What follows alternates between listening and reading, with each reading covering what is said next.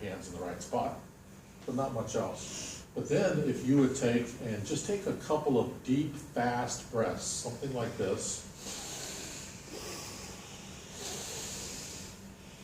I mean, when you inhale sharply and fast. And tell me, do you feel anything? Is it still soft and spongy or what?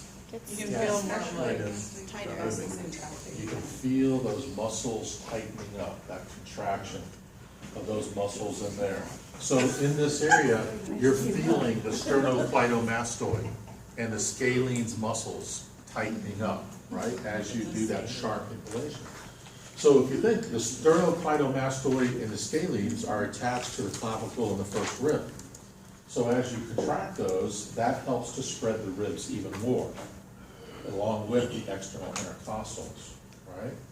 In addition to that, you could also be contracting other muscles, the pectoralis minor, the serratus anterior, which will help spread the ribs even more. So you're taking every muscle you have, basically, that acts to spread the ribs, and you're employing it for hyperpnea and dyspnea to get maximum spread, right? Still the diaphragm as well. That way you get maximum volume, and the faster you contract those muscles, the faster you contract it, the faster you drop that volume, and the quicker the air will draft in, right? To exhale in a sharp, fast way, you have to relax everything that's listed over here on this side to get those back to where they were. But then to get that rapid exhalation, you can also contract the internal intercostals as well as all the lower rib and belly muscles. And so if you just put your hands on your belly area and you blow out real strongly, you'll feel all those muscles tighten in your abdominal area, right? And as they tighten, they're squeezing, they're making the abdominal pelvic area smaller. And you say, abdominal pelvic, how does that affect the thoracic? Because it pushes the diaphragm up when you do that, right? So in essence, it does affect the thoracic indirectly. Makes that cavity much smaller, makes that pressure much higher. The faster, higher the pressure, the faster, smaller you make it, the higher the pressure will be and the faster it'll draft out. Okay? So don't pay attention to these page numbers. These are from old books that we're not using right now. You'll have to look these things up on your own and see the drawings and the way they diagram it in your book.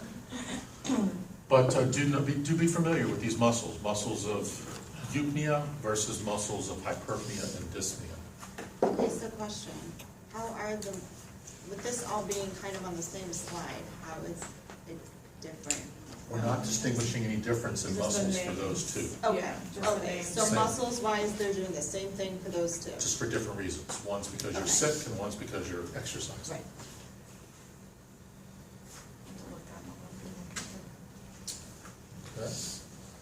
Okay. Now, we've already talked about this during the first class on respiratory, and that's when we were talking about the type 2 alveolar cells and the surfactant that they secrete, which helps to break hydrogen bonds. And we mentioned, as a side note there, and here it's listed, that preemie babies often don't have fully functioning type 2 cells, and so they can't make the surfactant, and therefore their lungs are collapsed, and so they have to be on a ventilator until they mature. Okay. A couple of terms in here. Compliance, pulmonary compliance, just refers to the ease with which you can ventilate, ease with which you can inhale and exhale. Anything that alters that ease of breathing would be a reduction in compliance. So instead of saying ease of breathing, we're saying compliance to represent that. So a reduction in compliance could be caused from scar tissue, for example, that exists in the lungs, or potentially damage to the muscles that regulate how much volume of space you have. A reduction in surfactant, which causes a problem in keeping the lungs inflated. An excess amount of fluid buildup in the lungs, which would also create a problem for keeping the lungs inflated. So anything that would reduce the ability of the lungs to do their job with ease is a reduction in compliance.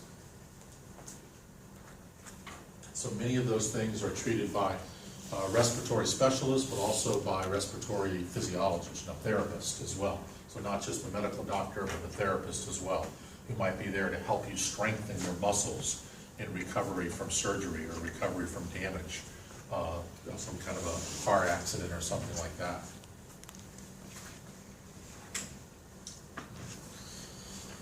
So resistance to airflow is something that we looked at as well. As we know in our respiratory passageways, for the most part, it's our cartilages, our tracheocartilages that keep that trachea and bronchi open.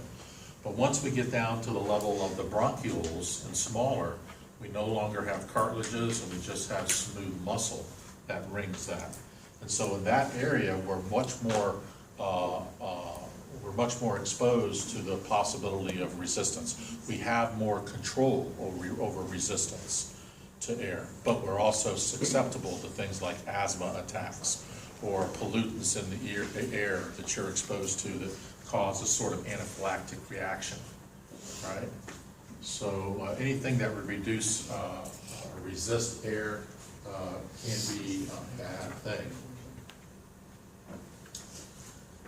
Okay, here we just have a few slides, and I'm going to summarize these slides. That slide here. We're going to talk a little bit about external gas exchange or external respiration versus internal respiration or internal gas exchange. And we basically told you what that means on the first day. All right, when we said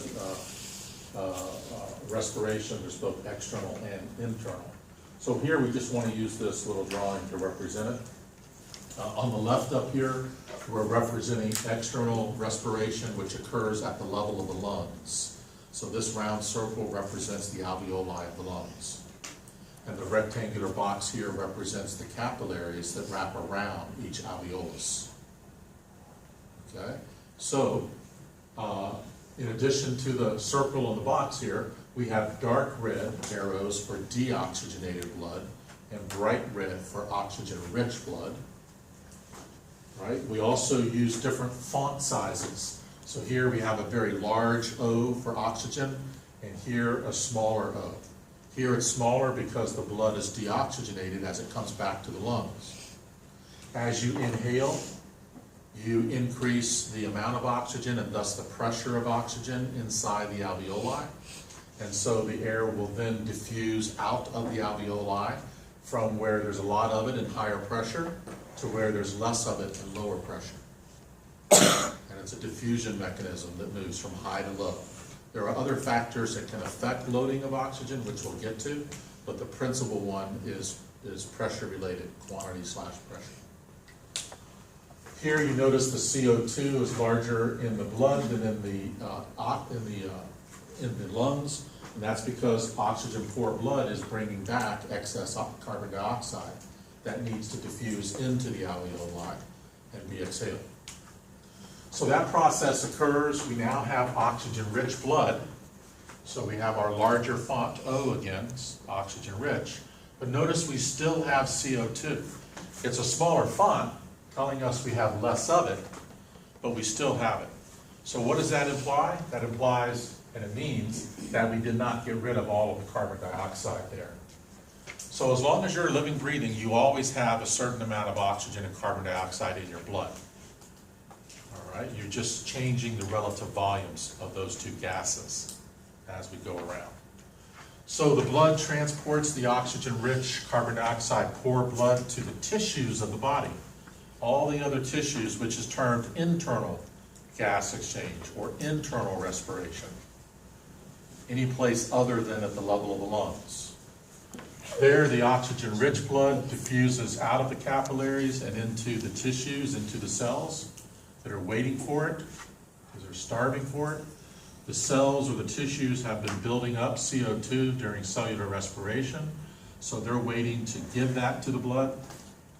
And then now we have oxygen poor blood, smaller case font, and CO2 rich blood, and the darker red to represent the oxygen. And then we go back to the lungs and we do it again, and around we go. Okay? If you live in a more polluted